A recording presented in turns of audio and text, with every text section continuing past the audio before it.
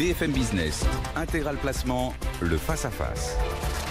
La suite, on va parler bien sûr des publications d'entreprises. On arrive peu à peu au bout de cette saison de publication. Juste avant, un mot des banques centrales, ce sera la grande affaire de cette semaine avec le livre beige de la Fed mercredi soir pour comprendre pourquoi la Fed reste accommodante alors que les chiffres américains sont pas si mauvais. Et puis, la Banque Centrale Européenne, ce sera jeudi. Olivier, elle est 2 fois intéressante à suivre cette Banque Centrale Européenne. On aura les nouvelles prévisions économiques jeudi de la BCE.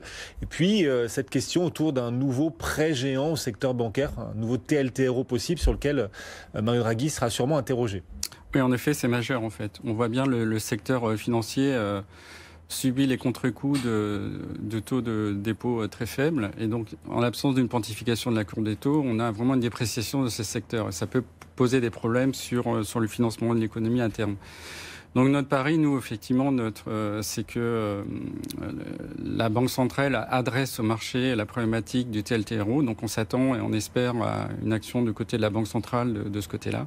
Donc c'est très important pour nous pour soutenir le mouvement qui a été lancé déjà depuis plusieurs années. Mais il servirait à quoi concrètement ce TLTRO ? Je vous pose la question parce que les taux en Europe ils sont relativement bas, à part peut-être sur l'Italie où il y a une tension. On disait les crédits au secteur privé accélèrent. Donc à quoi bon faire lancer un nouveau prêt au secteur bancaire ? En fait, on a des situations très disparates au sein de la zone euro et donc évidemment certaines banques, certains pays sont moins affectés que d'autres. Mais on considère que pour des pays, notamment pour l'Italie, ça a du sens de poursuivre ce mouvement pour apurer un peu les créances douteuses des banques et de stabiliser un peu le secteur encore. Bon, ce TLTRO, ce prêt géant au secteur bancaire, il est déjà pricé par le marché ou le jour où la BCE en dira davantage, au contraire, ça apportera un nouveau potentiel ? Il y a de grosses anticipations déjà sur ce TLTRO, donc ça ne serait pas une surprise. Après, on peut avoir peut-être une annonce sur la mécanique qui serait prise favorablement. Mais dans l'ensemble, oui, c'est assez attendu, il s'agit d'essayer de maintenir ce momentum sur la création de crédits, et notamment effectivement avec des pays dans lesquels la création n'est pas là. On a toujours des grands pays en contraction au niveau des crédits bancaires et donc il faut continuer de les soutenir. Ouais. Bon, alors on verra si ça permet de retarder ou pas cette phase de consolidation que vous attendez désormais sur le marché, bien évidemment, avant une deuxième partie d'année que vous voyez l'un et l'autre, pourquoi pas favorable à nouveau en bourse. Sauf que du côté des entreprises, ce sera plus tendu. En deuxième partie d'année, Olivier, les bases de comparaison seront plus compliquées. Là, on sort d'une phase de publication qui est favorable. Mais à mesure qu'on va avancer dans l'année, les publications seront de plus en plus tendues avec cette base de comparaison qui va se détériorer, non, pour les entreprises. Est-ce qu'il faut craindre que les entreprises apportent moins de second souffle ? Je suis pas sûr que la période qu'on vient de vivre était totalement favorable sur le plan des résultats. Je crois qu'on a eu des déceptions. On a des chiffres, si on regarde les MIST par rapport aux estimés, elles sont assez forts. On est revenu sur des ratios assez forts. Il y a des inquiétudes sur certains secteurs et sur des secteurs particulièrement. Il y a une inconnue majeure sur le dollar. Voilà, mais on n'est pas forcément inquiet. Ce qui de mon point de vue, n'est pas forcément pricé dans le marché, c'est vraiment les aspects de pouvoir d'achat.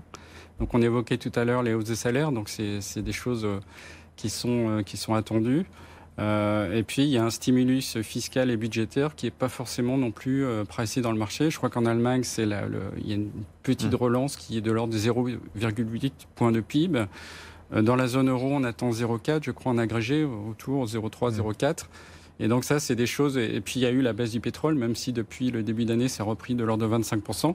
Donc, il y a des facteurs de pouvoir d'achat qui devraient jouer quand même sur la consommation, sur le moral, mais encore une fois, il y a des échéances à passer, notamment les élections européennes, le Brexit, dont on n'a pas encore parlé, qui pèsent un peu sur le moral. Mais globalement, on n'est pas... Peut-être des bonnes surprises à attendre sur les chiffres d'affaires liés à la consommation, donc voilà, en cours d'année. Tout à fait. Ouais. Après, sur les anticipations des résultats, si on regarde sur certains secteurs, effectivement, on a toujours un retard, selon nous, dans l'ajustement à la baisse des estimations de BPA.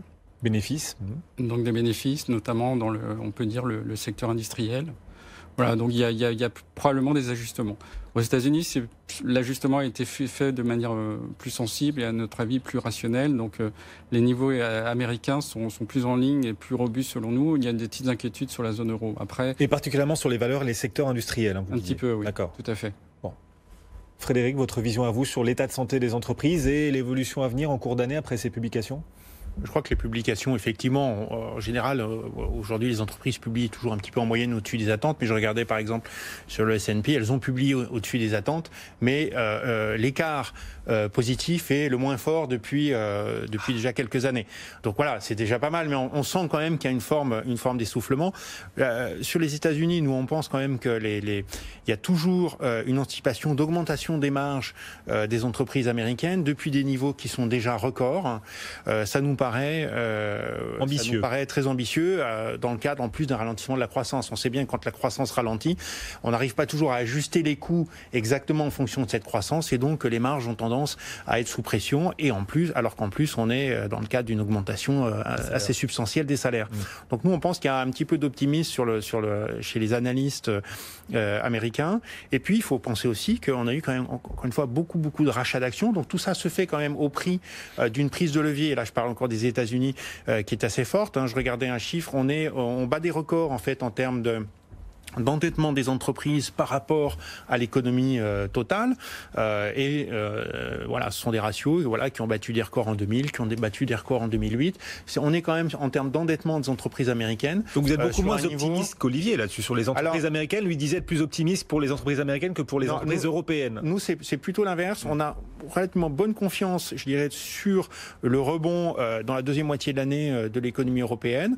On n'est pas très inquiet sur l'économie américaine, mais en revanche, on trouve que effectivement les attentes en termes de marge, alors même que on a des augmentations de salaire et un ralentissement de la croissance, nous paraissent trop optimistes. Alors c'est vrai que le marché américain, il y en a deux en quelque sorte. Il y a l'aspect le digital, l'internet, etc., où les marges ont tendance à augmenter, à être très très fortes, donc qui crée quand même un bon soutien pour les marges. Mais pour toute l'économie plus traditionnelle, là-dessus, nous on est quand même moins optimistes que les analystes en général. Et donc en termes d'allocation, qu'est-ce qu'on privilégie? Plutôt l'Europe que Wall Street? Plutôt les émergents que l'Europe et Wall Street? Qu'est-ce que vous faites? Alors nous, c'est émergent d'abord. Dans les émergents, d'abord la Chine, avec cette politique monétaire qui est clairement offensive, politique budgétaire qui est clairement offensive du gouvernement chinois et dont on commence à voir aujourd'hui les premiers effets. Donc le marché chinois a très très bien progressé.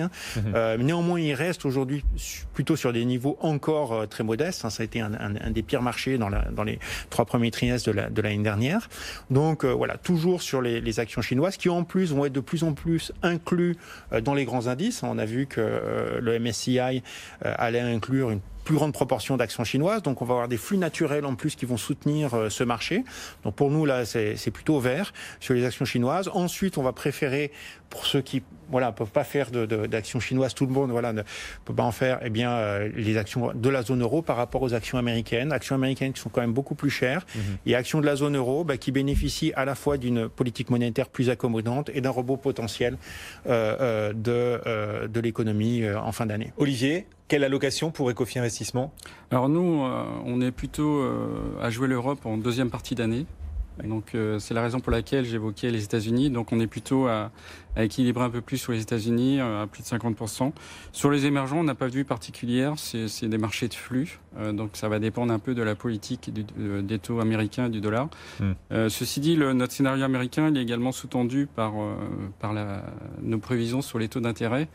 Donc je suis d'accord sur la faiblesse des entreprises américaines par rapport à une remontée massive des taux, notamment par rapport à leur levier, par rapport au rachat d'actions qu'ils ont pu faire. Mais disons qu'on n'est pas dans une dynamique de remontée des taux aux États-Unis. On est plutôt à accompagner le changement de pied de la Banque centrale américaine. Donc c'est un facteur de risque, mais pour nous, ce risque, en tout cas, cette probabilité de risque diminue. Donc d'abord Wall Street à plus de 50% dans vos allocations actions. Wall Street, c'est pas rien. Et l'Europe, mais sur un indice monde qui est 56%. Et l'Europe, dans un deuxième temps seulement, une fois passées les élections européennes dont vous nous avez régulièrement parlé. Avec un rattrapage attendu de l'Europe par rapport aux États-Unis. Bon, et puis le Brexit, on verra ce que ça donne. Il n'y a pas de scénario. Il n'y a pas de scénario. Il y a des échéances avec 3 votes, le 12, 13, 14. Et la façon dont est construit l'agenda au Parlement britannique laisse à penser que la probabilité d'un report prend plus de crédit. Merci à tous les deux. C'était le Face à Face. Olivier Guilloux, Ecofi Investissement, Frédéric Rollin pour la Banque Pictet. Bon retour, messieurs.